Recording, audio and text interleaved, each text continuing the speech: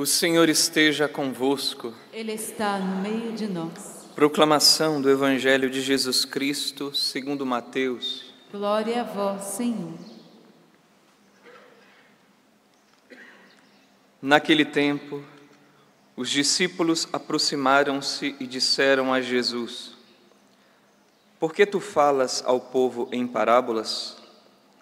Jesus respondeu: Porque a vós foi dado o conhecimento dos mistérios do reino dos céus, mas a eles não é dado. Pois à pessoa que tem será dado ainda mais, e terá em abundância. Mas à pessoa que não tem, será tirado até o pouco que tem. É por isso que eu lhes falo em parábolas, porque olhando eles não veem, e ouvindo eles não escutam nem compreendem. Deste modo se cumpre neles a profecia de Isaías: havereis de ouvir sem nada entender, havereis de olhar sem nada ver. Porque o coração deste povo se tornou insensível. Eles ouviram com má vontade e fecharam seus olhos, para não ver com os olhos, nem ouvir com os ouvidos, nem compreender com o coração, de modo que se convertam e eu os cure. Felizes sois vós, porque vossos olhos veem e vossos ouvidos ouvem.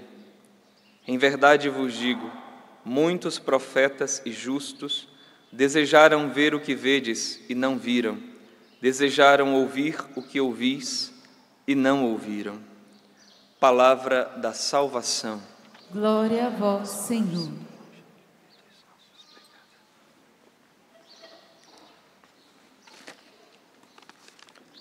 Irmãos e irmãs, depois de Nosso Senhor contar, como ouvimos ontem na liturgia da palavra, a parábola do semeador, os discípulos então se aproximam dele e perguntam: Por que tu falas em parábolas? E Jesus então responde dizendo basicamente isso: para que uns entendam e outros não. A gente conta uma história, alguns entendem e outros não. Agora, aqui não é a falta de entendimento, às vezes porque a pessoa não fez um pensamento lógico, ou não conseguiu imaginar, como a gente às vezes conta uma história, conta uma piada, a pessoa não consegue pegar. Não é isso. Porque o critério aqui para o entendimento da parábola, do que Jesus está contando, é a disponibilidade do coração, a docilidade ou não. Jesus diz aqui, aqueles que não quiseram ouvir de boa vontade, então não escutam, não entendem para que fossem curados. Então, se tem os que não escutam com boa vontade, há aqueles que escutam de boa vontade. Jesus está depois dizendo aos discípulos: felizes sois vós, porque muitos queriam ouvir, e talvez até queriam ouvir de boa vontade e não ouviram, e vocês estão podendo ouvir. Mas poderíamos nos perguntar assim: mas como que é isso, ouvir de má vontade? Na primeira leitura nós vemos algo desse tipo. Está aqui no início ainda, capítulo 2 do livro do profeta Jeremias. Ontem nós escutamos no capítulo 1 a vocação do profeta. E hoje nós vemos aqui Jeremias, ele tinha aqui 20 anos de idade, é a sua primeira profecia dirigida ao povo, no início de uma reforma religiosa que em torno de Jerusalém o povo estava vivendo com o rei Josias. O povo já vinha vivendo um tempo de afastamento de Deus, e agora o rei começa então um longo processo de, às vezes até com força, fazer o povo retornar para Deus, retornar dos ídolos, retornar do sincretismo religioso. E Jeremias então começa a profecia, e ele então vai dizendo algumas coisas que eu gostaria de ir lendo aqui e comentando, né? Ele vai, então, falar ao seu povo como, em nome de Deus, mas como quem fala para aquela que Deus noivou e casou. Com quem Deus noivou e casou, melhor dizendo. E diz assim, ó, vai, grita aos ouvidos de Jerusalém, isto diz o Senhor, lembro-me de ti, olha como ele está falando ao povo de Israel, lembro-me de ti, da afeição da jovem, do amor da noiva, de quando me seguias no deserto, numa terra inculta. Então lembremos, aqui quando o Senhor tirou o povo do deserto, do Egito, e foi caminhando pelo deserto. Então, conquistou a afeição da jovem, da noiva. Israel, consagrado ao Senhor, era como que as primícias de sua colheita. Todos os que dele comiam pecavam, males caíam sobre eles. Deus está falando aqui de todos que comiam dos frutos, das primícias. As primícias eram os frutos dedicados ao Senhor. Quem comesse cometia sacrilégio. Ele está dizendo, quem se aproximava, quem buscava comer de Israel, quem buscava atacar, destruir o meu povo, pecavam, males caíam sobre eles. Quer dizer, Deus protegia. Eu vos introduzi numa terra de pomares. Aqui já está falando da terra prometida, onde o povo está agora. Eu vos introduzi numa terra de pomares, que gozasseis de seus melhores produtos, mas apenas chegados, contaminastes o país e tornastes abominável minha herança. Então o povo chegou na terra estrangeira, que lembra que Deus tinha dito para eles não se misturar com o povo, expulsasse tudo, mas eles começaram então, como diz aqui, contaminar o país. Começou então a ir atrás dos Baais, atrás de outros deuses. Aí vai dizendo ainda, olha, os sacerdotes nem perguntaram onde está o Senhor.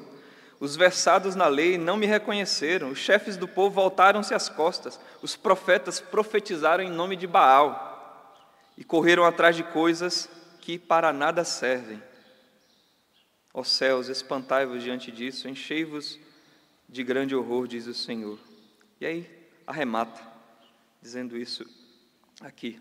2 pecados cometeu o meu povo, abandonou-me a mim, fonte de água viva, e preferiu cavar cisternas defeituosas, que não podem reter água. Eram grandes buracos que o povo cavavam para conter a água.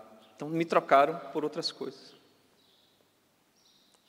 O Senhor está dizendo aqui, mais ou menos aquilo que, infelizmente, nós vemos que acontece, você talvez já tenha visto, e talvez até vivido essa situação, de que, às vezes, pessoas se conhecem, tanto o homem como ali a moça, né?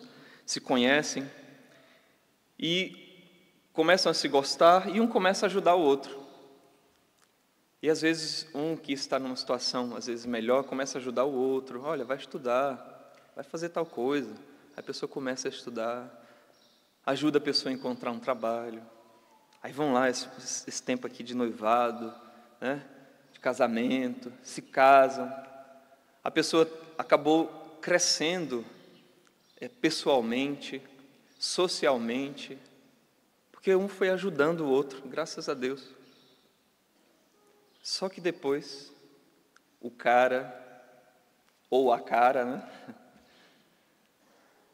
acaba, às vezes, se envolvendo com outra pessoa e abandona aquele ou aquela que tomou pela mão, ajudou a crescer e fez chegar até onde está.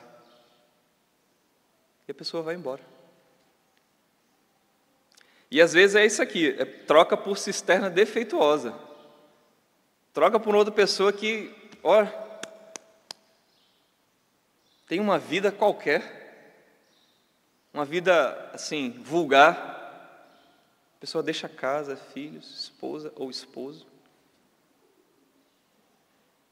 Imagina, já pensou o sentimento dessa pessoa que foi abandonada? É isso aqui que Deus está dizendo que o povo foi fazendo com ele. Deus tomou como jovem, casou, tirou do deserto, tirou da escravidão, fez tudo e depois a pessoa Só que o importante aqui é que a gente não coloque assim apenas como espectador. Estou narrando aqui, né, uma história, mas isso aqui pode acontecer conosco, pode acontecer comigo. Eu, por exemplo, olhava aqui e dizia assim, poxa vida, antigamente eu nem conhecia o Senhor. E Ele foi lá e me tirou da escravidão, me conduziu pela mão. E aí poderíamos agora dizer, né? Nos tirou, nos conduziu pela mão, viveu um tempo de noivado, de casamento, crescemos, muitos de nós, vem a vocação, o casamento, uma vida consagrada, o sacerdócio, uma vida entregue para Deus. E lá pelas tantas, a gente começa meio que, né, sair de banda, assim, né, sair de lado. E começamos então, às vezes ali, imagina, né, eu, padre, já, daqui a pouco começo a ler umas coisas, aí daqui a pouco começo a, né, dizer assim, nossa, isso aqui, olha, a ciência diz isso. E nada contra a ciência, nesse sentido de pesquisa, realmente, de progresso humano, mas eu começo a ver isso aqui, aí começo a ir deixando a palavra de Deus mais para o lado, aí vou e começo ali pelo lado, nossa, olha o que veja, e faz muito bem isso aqui, a gente também se serve, mas vou aqui para o lado da psicologia, e vou entrando, o problema aqui é ir para esse lado e esquecendo da fonte de água viva, e ir tomando outras coisas que vão se tornando como que realmente o fundamento de nossas vidas. Aí vou aqui, autoajuda, olha o que é que diz isso aqui, a neurociência explica isso aqui, e explica muita coisa. Só que nós vamos, às vezes, esquecendo daquele que nos desposou. E vamos tornando essas coisas que são boas, como o povo aqui, a questão aqui fala dos Baals, que às vezes as pessoas tomavam, né, por exemplo, a natureza, tomava ali aquilo que tinham como sustento de suas vidas e tratavam o Baal como, né, é ele quem vai me dar o sustento, a fertilidade vai vir dele. Então a gente começa a tirar todos os nossos recursos destas coisas, trocando, invertendo e trocando o nosso Deus e nosso Senhor. Você, né, vem aqui na Canção Nova, vem encontrar com o nosso Senhor, ou outras viagens com intuito religioso, e isso é maravilhoso. Só que imagina você fazer vou lá para Fátima, Portugal, mas chego lá, começo a me encantar com outras coisas, e começo a fazer o que a gente diz, um turismo, realmente um turismo religioso, e vou deixando de lado aquilo que seria o alimento. É nesse sentido que estou falando aqui de todas essas outras coisas. Como a gente pode fazer com dinheiro, e pode fazer com tantas coisas, e ir deixando nosso Senhor de lado, e Ele deixa de ser o Senhor de nossas vidas. E aqui, gostaria de dizer, né, estava conversando com um casal, que justamente de tempos em tempos fazem uma viagem dessas, né, para um lugar religioso, para fazer uma experiência realmente.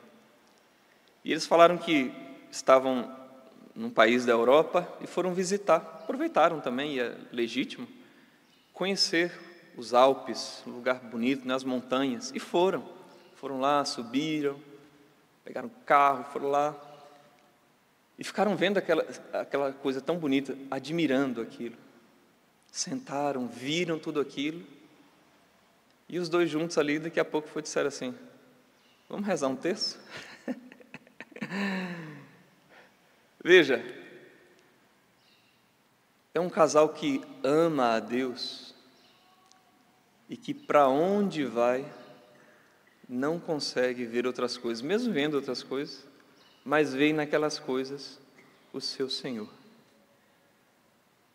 E eles foram falando de coisas que eles foram aqui, foram lá, foram nos lugarejos assim, e a busca de encontrar Deus ali. de ver aquele que os conquistou, os amou e que eles também querem amar. É assim que se escuta de boa vontade. É assim que nosso Senhor está dizendo aqui no Evangelho, né? Felizes sois vós que ouvis, felizes sois vós que vedes, que estão nessa caminhada, nessa peregrinação neste mundo, ouvindo e vendo aquilo que não passará jamais. Vão ter água para beber, porque bebem da fonte que não se esgota, nosso Senhor Jesus Cristo. Então, sei que vocês entenderam que não é deixar disso ou daquilo que faz parte da nossa vida, mas é não esquecer aquele que é o essencial, o principal de nossas vidas, porque nós podemos ganhar o mundo inteiro e perder a vida, e não é isso que nós queremos. Nós queremos nosso Senhor Jesus Cristo, aquele que é a vida de nossa vida, a alma de nossas almas. Então peçamos ao Senhor sua misericórdia e que nos alimente, como nos alimentou com a palavra, com seu corpo e sangue, razão de nossa vida.